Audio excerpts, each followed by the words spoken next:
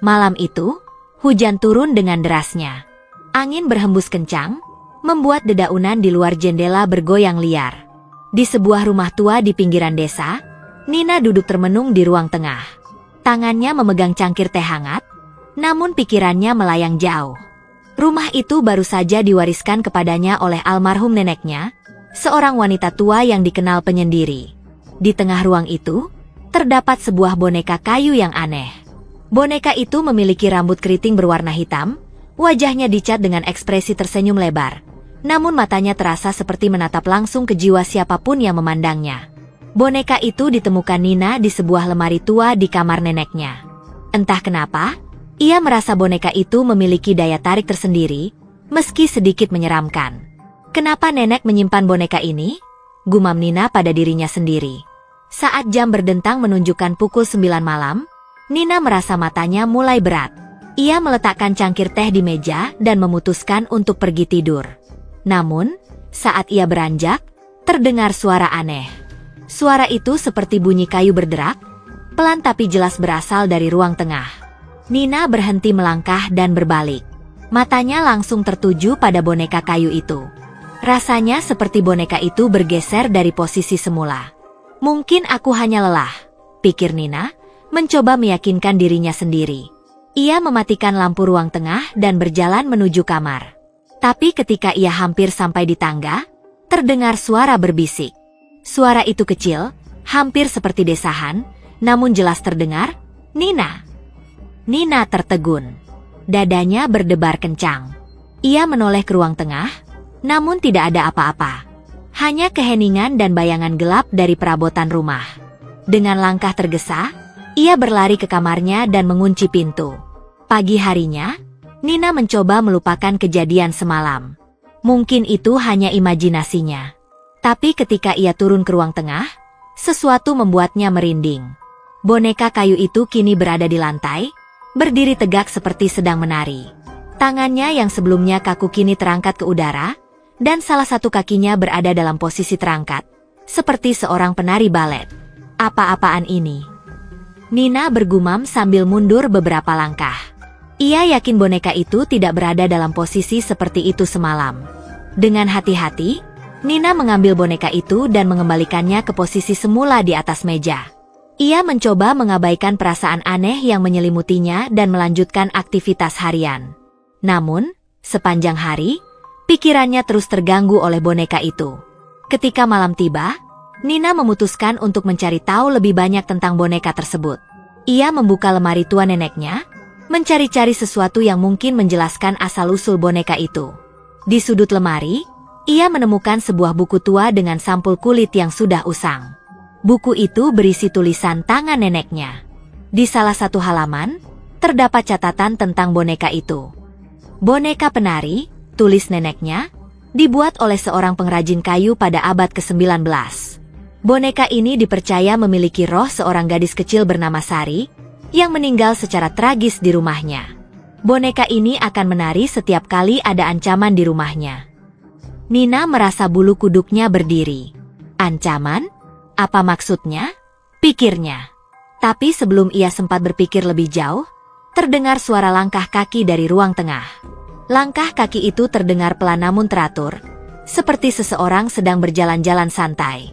Dengan tangan gemetar, Nina membawa buku itu bersamanya dan berjalan perlahan ke ruang tengah. Ketika ia menyalakan lampu, matanya langsung terpaku pada boneka itu. Boneka kayu tersebut kini berada di tengah ruangan, benar-benar dalam posisi menari dengan kedua tangan terangkat dan tubuhnya sedikit condong ke samping. Tidak mungkin. Nina berteriak. Ia merasa tubuhnya kaku, sulit untuk bergerak. Suasana mencekam memenuhi udara. Ia mencoba berpikir rasional. Mungkin ada seseorang yang masuk ke rumah ini. Aku harus memeriksa, gumamnya, meski hatinya dipenuhi rasa takut. Nina mengitari rumah, memeriksa setiap pintu dan jendela. Semuanya terkunci rapat. Tidak ada tanda-tanda ada orang lain di rumah itu. Tapi jika tidak ada orang, lalu siapa yang memindahkan boneka itu? Malam semakin larut, dan Nina memutuskan untuk tidak tidur. Ia duduk di sudut ruang tengah, menatap boneka itu dengan penuh kewaspadaan. Jam dinding berdentang menunjukkan pukul 12 malam. Tiba-tiba, udara di dalam ruangan terasa lebih dingin dari biasanya. Nafas Nina terlihat seperti kabut tipis di udara. Awalnya, hanya sedikit. Kepala boneka itu perlahan menoleh ke arah Nina. Lalu, tangannya mulai bergerak, seperti sedang melambai. Tubuh kayu itu bergerak dengan luwes, seolah-olah tidak terbuat dari kayu. Nina ingin berteriak, tapi suaranya tercekat. Ia hanya bisa memandangi boneka itu dengan mata melebar. Boneka itu mulai menari, berputar di tengah ruangan dengan gerakan yang memukau, namun sekaligus menyeramkan. Setiap gerakannya diiringi oleh suara kayu yang berderak, menciptakan irama yang tidak wajar. Hentikan! Siapa kau? Apa yang kau inginkan? Nina akhirnya berteriak, suaranya pecah oleh ketakutan. Boneka itu berhenti. Ia menoleh ke arah Nina, lalu membuka mulutnya yang sebelumnya tertutup rapat. Dari mulut boneka itu keluar suara seorang anak kecil. Kamu harus pergi dari sini. Bahaya datang. Nina merasa darahnya membeku. Sebelum ia sempat bertanya lebih lanjut, terdengar suara keras dari luar rumah. Seperti suara kaca pecah, disusul oleh suara langkah kaki berat. Nina berlari ke arah jendela dan melihat bayangan seseorang berdiri di halaman. Orang itu membawa sesuatu yang tampak seperti kapak. Astaga! Nina langsung berlari ke telepon untuk menelepon polisi, namun telepon rumahnya tidak berfungsi.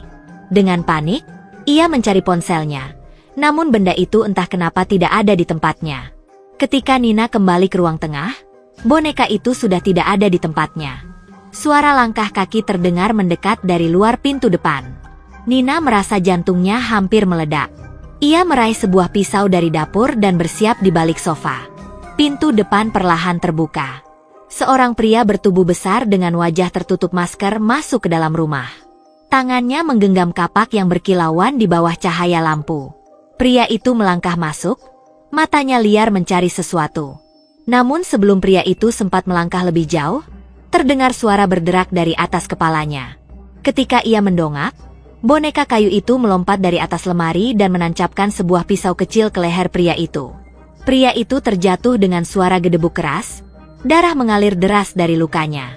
Nina terpaku di tempatnya. Boneka itu berdiri di atas tubuh pria tersebut, tatapannya kembali mengarah ke Nina.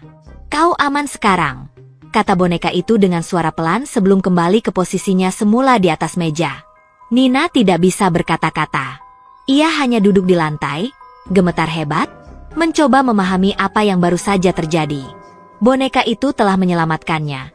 Namun Nina tahu ada sesuatu yang jauh lebih gelap di baliknya. Sesuatu yang mungkin tidak pernah ingin ia ketahui. Sejak malam itu, Nina tidak pernah lagi tidur nyenyak di rumah itu. Boneka kayu itu tetap berada di ruang tengah. Diam, tapi selalu terasa seperti mengawasi. Entah ancaman apa lagi yang akan datang. Tapi Nina tahu satu hal. Boneka itu adalah penjaga sekaligus pengingat bahwa rumah itu menyimpan rahasia yang tidak seharusnya diusik.